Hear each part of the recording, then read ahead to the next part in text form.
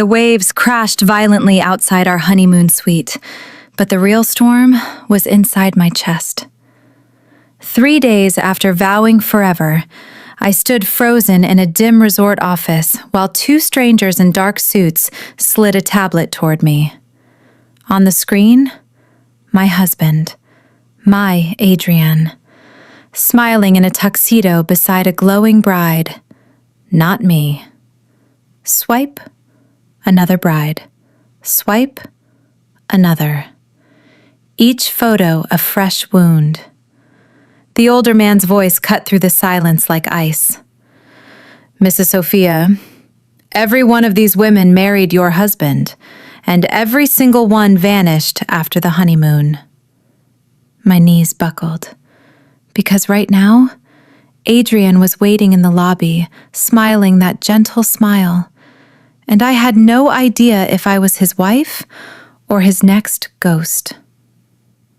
My name is Sophia, 36 years old, and until 3 days ago, I believed I'd finally outrun loneliness. The resort in Bali was paradise painted in gold and turquoise, private villas hugging the cliffs, infinity pools blending into the horizon, lanterns swaying in the warm evening breeze like captured stars.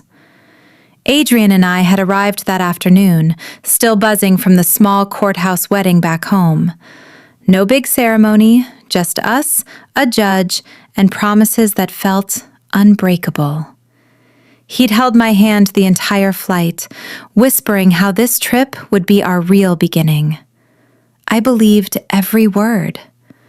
While he handled the check-in paperwork at the polished mahogany desk, I lingered near the open-air lobby, breathing in salt air and jasmine. That's when the resort manager approached, mid-40s, crisp uniform, but his smile was tight, eyes darting. "Ma'am? Mrs. Moreau?" His voice was barely above the distant laughter of other couples. I turned, nodding. "Yes?" He glanced toward Adrian, then back at me, lowering his tone. "Is that gentleman your husband?" Something in his expression made my stomach dip. Not annoyance, not routine courtesy. Fear. Pure, restrained fear.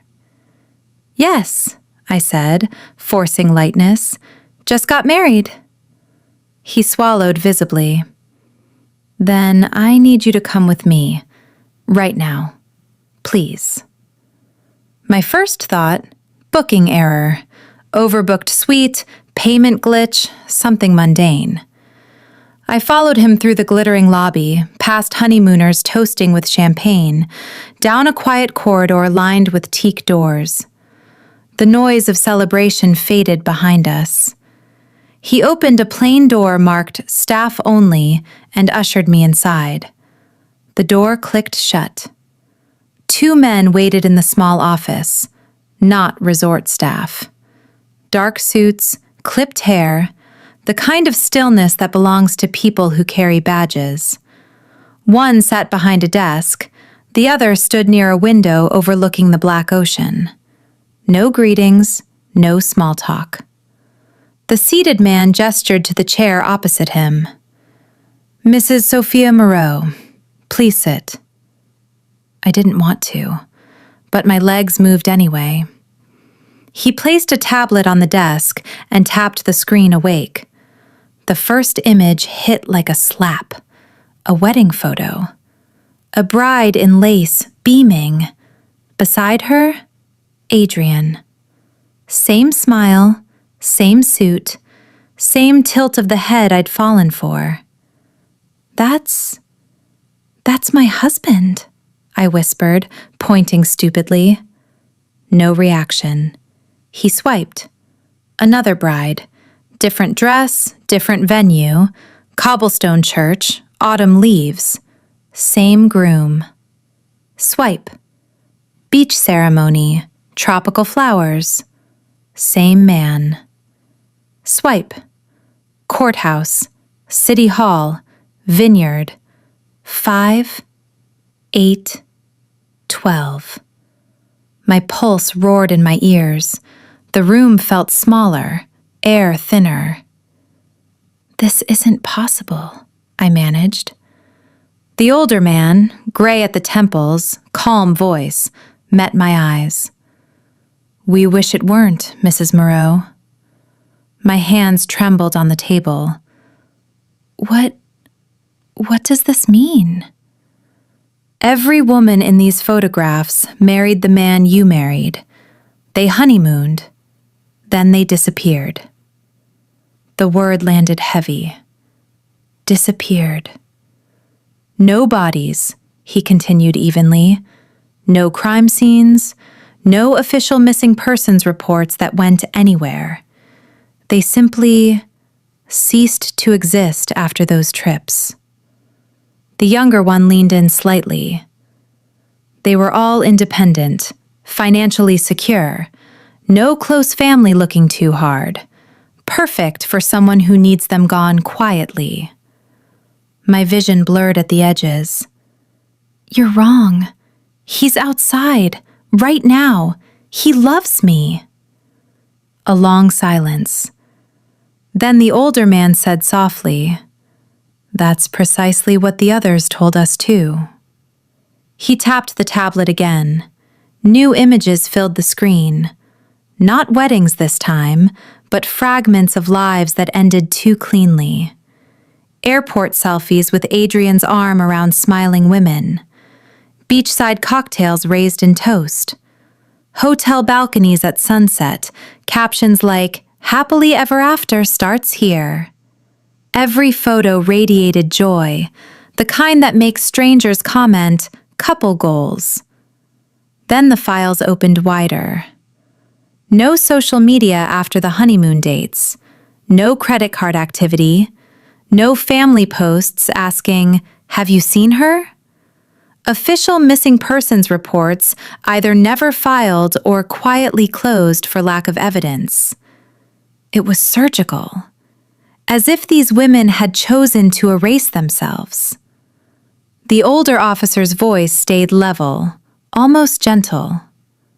"We believe he targets women like you, successful, independent, perhaps a little isolated. He moves fast. Romance, proposal, marriage, honeymoon, and then..." He let the silence finish the sentence. My mouth was dry as sandpaper. "You're saying he kills them?" "No proof of that," the younger one answered. "No violence, no blood, no bodies ever recovered. That's what makes this so difficult. It's possible they're simply relocated. New names, new countries. But if that's the case, why no contact? Why no trace?" I stared at the last photo. A woman who looked eerily like me in coloring, laughing on a yacht. The date? 2 years ago. My fingers curled into fists under the table. "He's waiting for me outside," I whispered. "What am I supposed to do?" The older man leaned forward. "We need your help, Mrs. Moreau.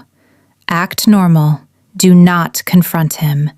We don't know his triggers, his resources, or how far he's willing to go to protect whatever this operation is. We've been tracking him for 18 months. This is the closest we've ever gotten."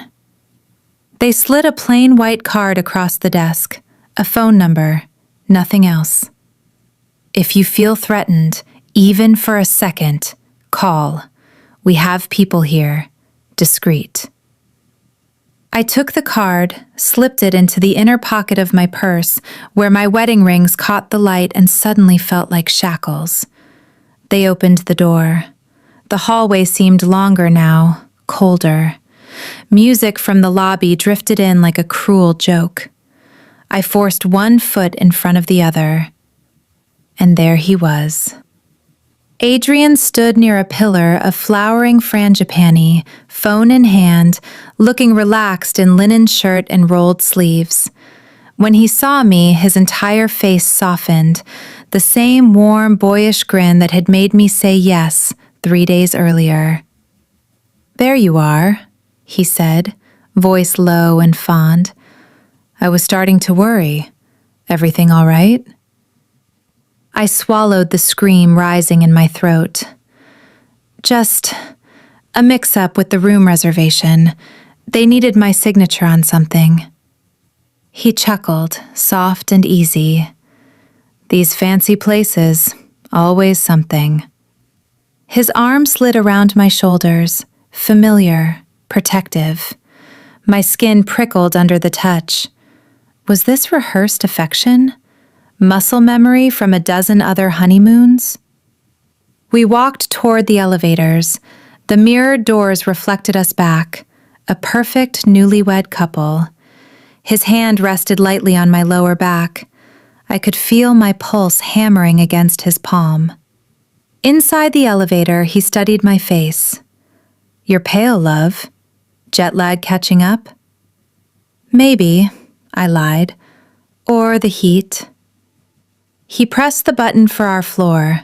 The doors closed with a quiet chime.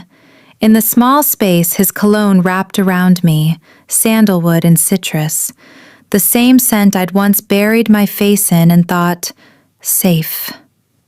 Now it felt like a trap closing. That night, dinner was on the beach. Lanterns hung in rows above white-clothed tables. Waves whispered secrets to the shore. A violinist played something slow and aching. It should have been magic. Instead, every bite tasted like ash. I watched him across the candle flame. He spoke easily about the reef we'd snorkel tomorrow, the spa treatment he'd booked for me, how lucky he felt. His eyes never left mine, attentive, loving. But once, when I reached for my water, I caught him glancing at my purse, the one holding the card. Just a flicker, then gone. Later, back in the villa, he opened a bottle of chilled Sancerre. "To new beginnings," he toasted, clinking his glass to mine. I lifted it, let the rim touch my lips, but barely sipped. The officer's warning looped in my head. Every woman trusted him. He didn't seem to notice, or if he did, he hid it behind that flawless smile. We talked on the balcony for a while, ocean breeze tugging at my dress. Stars glittered like broken glass. He pulled me close, kissed my temple. "You're quiet tonight," he murmured. "Something on your mind?" My heart slammed against my ribs. "Just overwhelmed, in a good way." He searched my face a second longer than necessary, then smiled. "Good." That word again. Good. It landed like a warning shot. That night, sleep refused to come. I lay on my side of the enormous bed, sheets cool against feverish skin, staring at the slow rotation of the ceiling fan. Adrian's breathing beside me was deep, even, the rhythm of a man without secrets. Or so it seemed.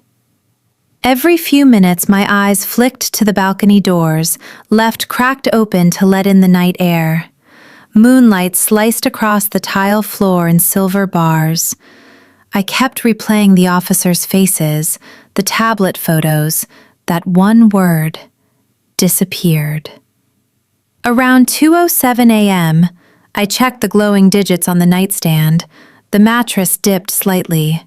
He moved, careful, deliberate, trying not to wake me. Through slitted eyelids, I watched his silhouette rise, pale against the dark. He padded barefoot to the balcony, phone already in hand. The car door slid shut behind him with the softest click. I held my breath. He stood at the railing, back to the room, shoulders relaxed. The ocean murmured below like it was keeping his secrets. Then you lifted the phone to his ear. His voice was low, almost lost in the waves, but one sentence cut through clear as a blade. "She doesn't suspect anything." My heart seized. For a second, the world narrowed to that single phrase echoing inside my skull. She doesn't suspect anything. Me. I was she. He spoke a few more quiet words, too soft to catch, then ended the call. The screen light died. He lingered a moment longer, gazing out at the black water as if deciding something. Then he turned. I snapped my eyes shut, forced my breathing slow and steady. The door slid open again. Cool air brushed across my face. The bed dipped once more. He settled beside me, close enough that I felt the warmth radiating from his body. He didn't touch me, but I felt watched. The next